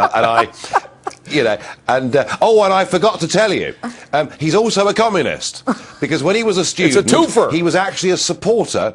No, I'm not joking. He was a supporter of Chairman Mao, which is just about the most extreme form of communism that exists. So the guy is a deluded idiot. I do my best in the European Parliament to try and point this out to the world, but he, in this very short little statement, has now proved everything I've been saying about him for the last 8 or 9 years to be completely true. Look, we all know that under that Clinton period, with Greenspan in charge of the Fed, some big mistakes were made in terms of banking, and some of those illnesses did spread to other countries, including Europe. But the reason the euro is in the state it's in is they've put together a completely artificial currency with countries that never fitted together.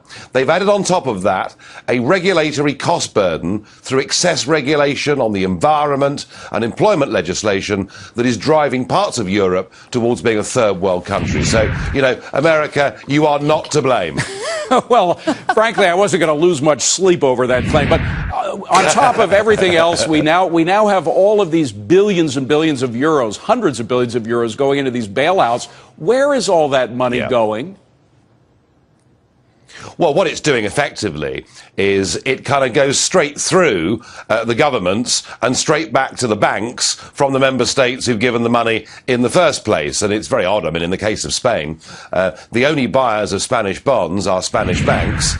And so the European Commission and European Central Bank give money to Spanish banks to buy Spanish government debt. I mean, listen, the whole thing's a giant Ponzi scheme, isn't it? It's the same money that's circulating circulating round and round and round, and at the end of the day, this whole thing is going bust. Well, it's a Of that, I Ponzi have no doubt scheme, at but all. instead of private investors being the victims, it's taxpayers, because taxpayers are footing the bill for these bailouts, which, as you say, only bail out the bondholders, which are the banks. So once again, it's the middle-class taxpayer that's bailing out the millionaires, correct? Yes, it is, and that's why we're seeing the beginnings of a real democratic revolution taking place across the north of Europe. Just 18 months ago in Finland, a very conservative country in every way, a very new political party headed up by a friend of mine nearly won the general election. We're seeing in the Netherlands, with elections coming up in September, over 50% of the parties there in the polls actually want to get out of the European Union, not just the Eurozone. In this country, we've seen my party, UKIP, overtake the Lib Dems in the polls and now posing a real challenge intellectually and in terms of votes as well to the Conservative government. There is big, big change taking place in Europe, and that is because we have been led effectively by a group of ex-communists to a total disaster. Well, at the very least, this sort of European socialism. By the way, we have a part of your Independence Party creed where you say, quote, "We believe in the minimum necessary government which defends individual freedom, supports those in real need, takes as little of our money as possible, and doesn't interfere in our lives." Basically, it sounds pretty libertarian. Is that a short description of what you are?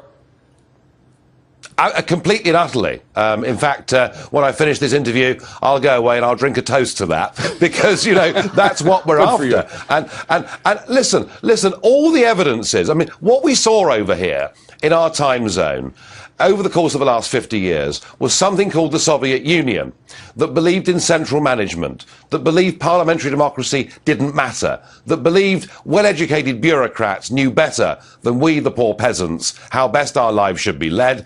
And we saw the Soviet Union crash and burn economically, democratically, and in every other way. And frankly, and if this shocks people, I'm sorry, but what we're doing in Brussels with Barroso and the other joker, Van Rompuy, running all of this, is we're actually rebuilding a model of centralised, undemocratic government run by the bureaucrats, and we're headed for the same problems. And that is why I don't believe this can be somehow amended or changed or improved. I believe we've got to break this whole thing up and get back to a Europe of democratic sovereign nation states that trade, not just with each other, but perhaps start focusing again on the fact we're living in a global economy. Now, Nigel, as you well know, 2010, we had a sea change in our political system, a dramatic change in power, due largely to the influence of people who had ideals similar to those that I just mentioned as your creed. When do you think you guys are actually going to take the electoral lead and win some of these elections? Listen, it doesn't happen overnight. It takes time. This is more a question, I think, of evolution than revolution, certainly in the north of Europe. But I think the Dutch elections in September will be very significant indeed. I think that the Netherlands have traditionally been a very pro-EU and pro-Euro country. And now, hard-working Dutch people are saying, look, why should we sign a blank cheque in perpetuity to go on bailing out Greece? Not just once, but twice, and now we're told today there could be a third bailout coming very soon. And people are saying, we're not against the Greeks. We don't wish these people any harm, but surely better to recognise that Greece should just leave the euro, devalue, and fight our way back to competitiveness. So I think September is going to be a very important moment. Watch those Dutch elections. Nigel Farage, please come back and see us again, Nigel. It's a pleasure talking to you. Appreciate you being here. The United Kingdom Independence Party leader. Appreciate it, Nigel. You gotta like that guy. He should be running the European Union. They put in the Bilderberg losers or something like that. There's no mistake. He should be running the European Union. The world's bankers, it appears, were handed a 12% pay rise to an average of $12.8 million, despite profits and share prices plummeting. I can't imagine in any business that you'd work. Well, see, the reason they're not getting paid for performance, what their job was to do was to fix the numbers. So because they're fixing the numbers and creating like a gray economy that nobody knows about or can talk about, that's just secret, They're doing very, very well, and that's why they're getting the raises and the bonuses. Us people on the outside of that are holding the bag, still waiting. I've been holding this bag for 3 years, nothing happened. And they run away with the millions, the billions, and the trillions. Fed members gave their own banks $4 trillion during the bailouts. So at least 18 current and former directors of the Fed's regional branches saw to it that their own banks were awarded loans with often next to no interest by the country's central bank at the height of the financial crisis. J.P. Morgan Chase CEO Jamie Dimon, General Electric CEO Jeffrey Immelt approved massive funding to GE. The Fed provided J.P. Morgan with pardon me, I got my ink through there, $391 billion in total financial assistance. The Fed handed Dimon's Bank $29 billion to help acquire Bear Stearns. The Fed handed General Electric $16 billion. So they're just stealing all your money, and they get away with it, except in Iceland. In Iceland, the girls stand up, and they just said, no, arrest these banksters. To hell with it. Screw the bailouts, screw the debt, screw this, screw that. We're not paying. Go to hell. Go to blazes. And they were right. Irish politicians are saying it's time to arrest the leaders who go to this Bilderberg meeting. Big time. One little thing I found in that Star paper that was on that day also, you know, some of the stuff's coming out well about these financial crises, but it was talking about Greece and the fact, or no, Spain actually, and the fact they're repossessing so many people's homes just like they have done in the United States because they can't pay their mortgages, they lost their jobs, blood in the streets. It's just absolutely horrendous. But a lot of it is your own damn fault, because you won't heed the warnings. You won't change the channel. Gossip magazines, sports, bullshit, like you line up for it. And that the whole time your world is collapsing under your feet, and you won't look at it. So that's where one of my old Georgisms comes in. If you're not prepared to face a painful reality, be prepared to live it, because you'll have to. So what one of the ladies who had her home taken away, and in her country you still got to pay the loan. So you lose the house, but you still got to pay back the bank. So this poor woman, her husband left her, she's stuck with children, they got no hope, no job, no food. And then they say here, you know, the main problem is that people don't believe that something like this is happening. That's the main problem. Because one, they can't think it can happen to them, or they just don't care. We're just so completely removed from our fellow human beings, we just don't care. There's 2 million people without electricity in the United States. And I'll bet you most people just don't care. They don't give a rat's ass. But I'll tell you something. It's one thing you can say, they're Americans. You got some good neighbors north of the border. So even if you are selling guns to criminals on both sides of the border, we're still sending our people down there, all our hydro people that we can spare, to hook you back up as fast as possible. And one of the biggest problems was a complete and total infrastructure screw-up. That you haven't been doing regular maintenance to protect your assets in these umbilical cord hydro wires. So it's like you got to build them from the ground up again. But we're sending our people down there to save your bacon as fast as we can and do as much as we can in both official languages, the Quebecers and the Anglos. So please don't sell guns to our drug dealers up here to blow away innocent people. It's not a nice thing to do. And we have to talk about gold, big change in gold. I'm not talking about the price. The Federal Reserve, for the first time, has stated in a new memo that unencumbered gold bullion is being classified as zero risk, in line with the US dollar cash, US treasuries, and other explicitly government guaranteed assets. And those last government guaranteed assets are just going to go over the falls in a barrel. But this reclassification takes effect January 1st, 2013. That is a lightning rod to say cash is worthless and the new money is gold. It's the only thing, the only system you can fall back on. There's like, if I fall back, I got to hit the floor. There's no other place to go. And it's like this, when all this comes apart, there isn't anything that can be in place to be effective and to be some sort of means of exchange except precious metals. And we can't trade apples. or old socks. It has to be something that has value, that people feel has worth in hard times. There's also a warning for stock investors in gold stocks that a lot of these companies, like Barrick Gold, they say that that's why the Barrick Gold chairman got the Kaputskis, but the cost of producing gold is going up to such an extent that some of these gold companies could be facing bankruptcy because their costs are so excessive. And that just means who's ever got whatever they got makes it way more valuable because they're not going to be able to replace it with a whole lot more. And I quickly got to go through some stuff that we keep pushing off to the side. They're very, very important. One is this Rio summit that they just had.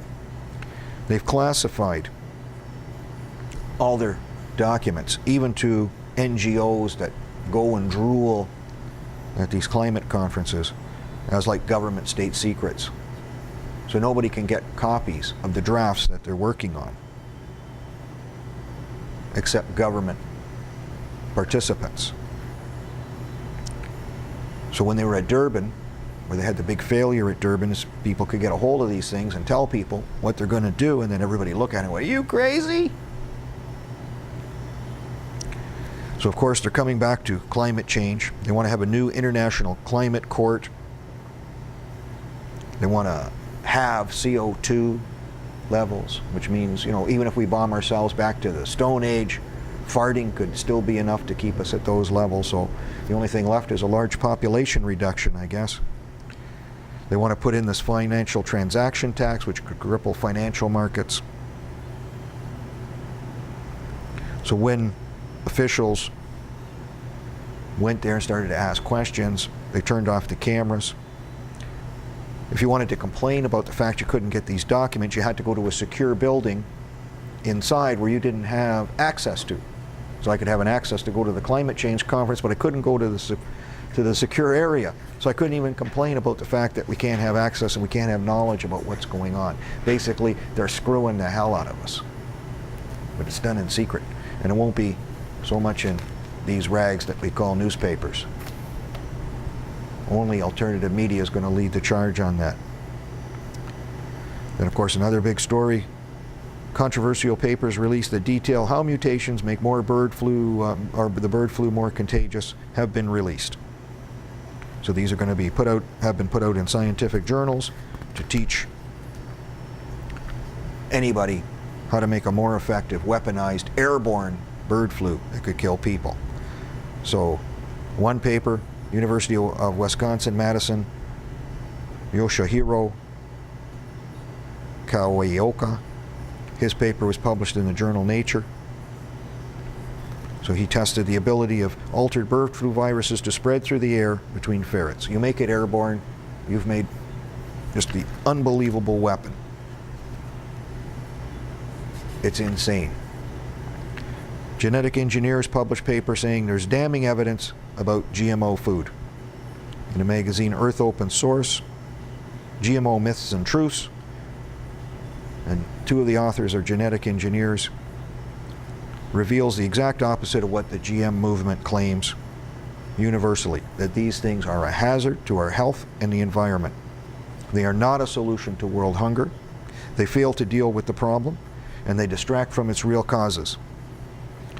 Conventional plant breeding outperforms GM crops in terms of yield, drought tolerance, disease, and pest resistance. GMO-free farming is absolutely able to meet the needs of the present and future food needs. Findings of 400 scientists from 60 countries who concluded back in 2008 GMOs were no solution to food shortages in the developing world. Called them dangerous and foolhardy. I figured that out myself when I first heard of these things in the first place. As soon as I heard the word suicide seed, it just goes, hey, it's over, baby. You don't have seeds, you die. And they want to put this stuff in the environment. Guillotine, lock them up, do whatever you got to do to get rid of these nut bars. That explains the great famines that are talked about in the Bible. I always wondered how that's going to happen. How does it happen like a thief in the night? Well, nobody listens. Even though we have all the communications media in the world, bullshit. That's, you know, that's what you tweet. Nobody faces the hard and fast facts.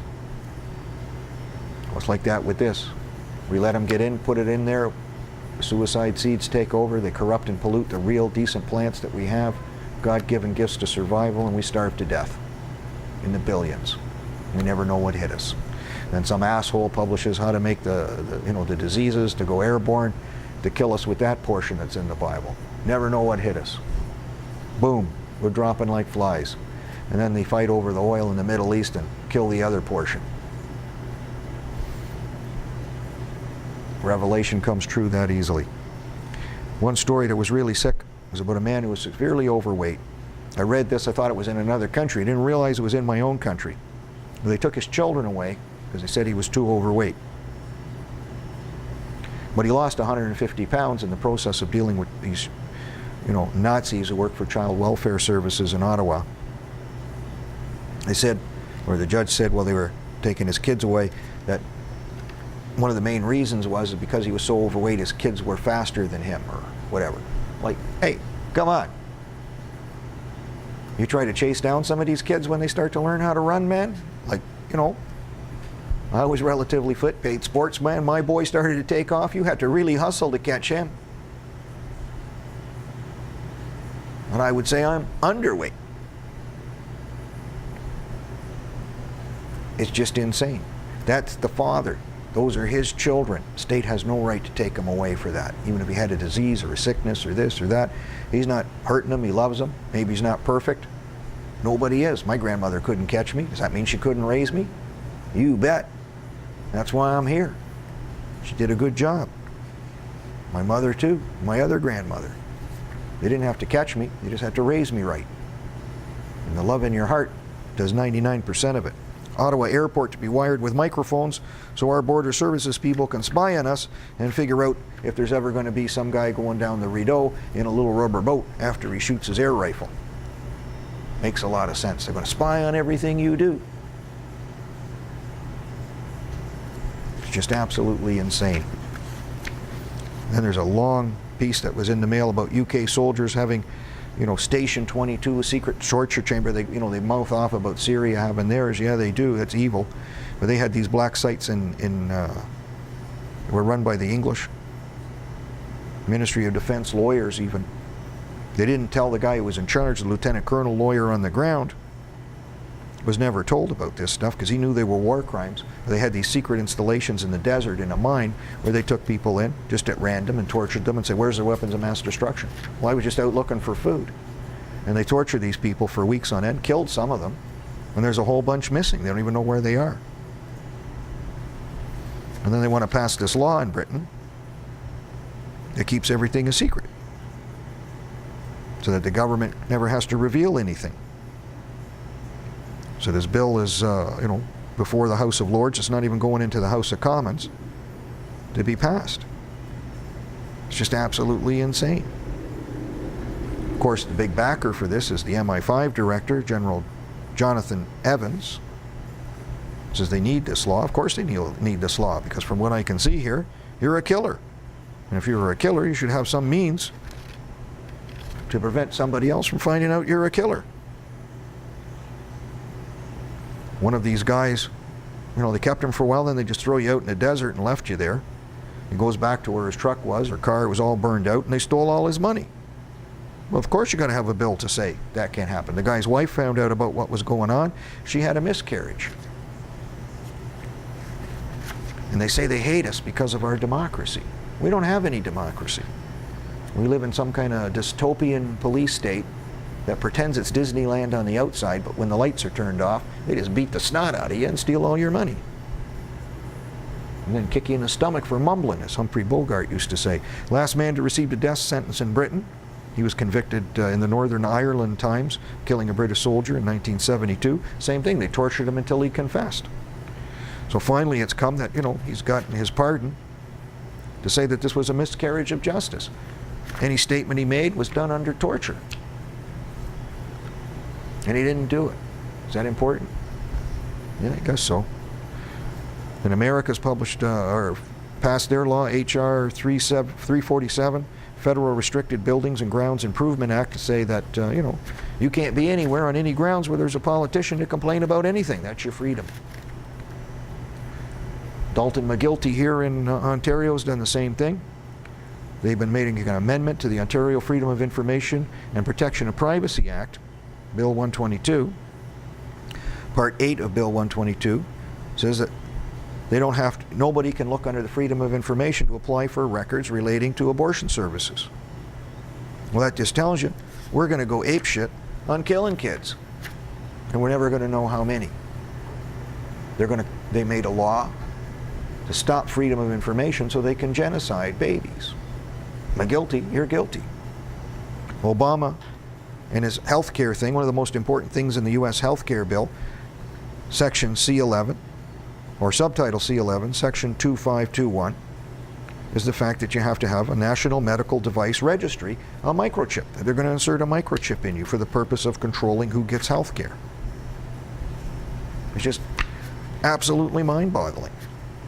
Then Brother John sends a couple of emails up that, you know, they're going to have one of these law enforcement projects, a sheriff training seminar, saying that anybody who believes in, you know, being sovereign or anything like that is like a quasi-terrorist, and they're going to have scenarios on how to deal with people like that and look at that, and then they probably teach you how to go up there and look up some girl's skirt to see if she's had sex when she's 15 years old.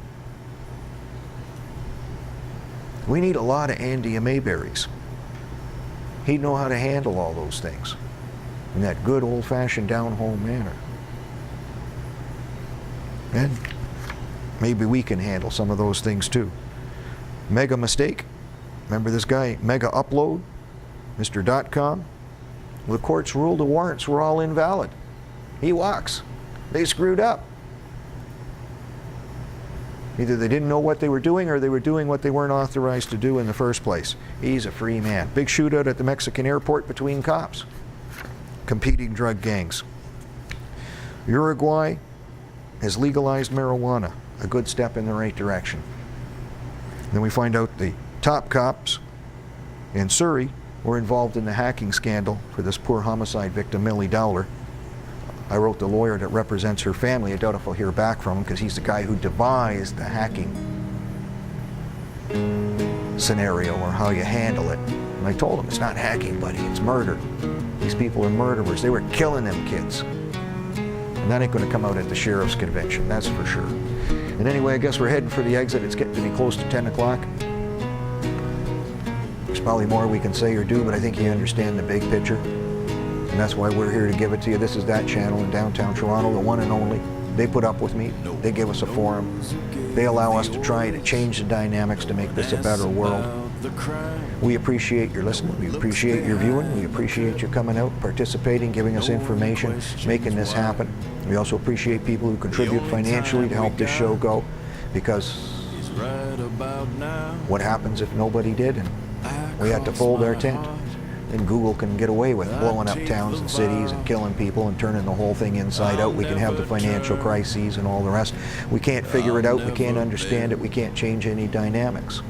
Every dollar that goes in here goes to this show, and then some. And I put in a lot of my own and do a lot without. You can see if I ever smile and you see my punched out teeth.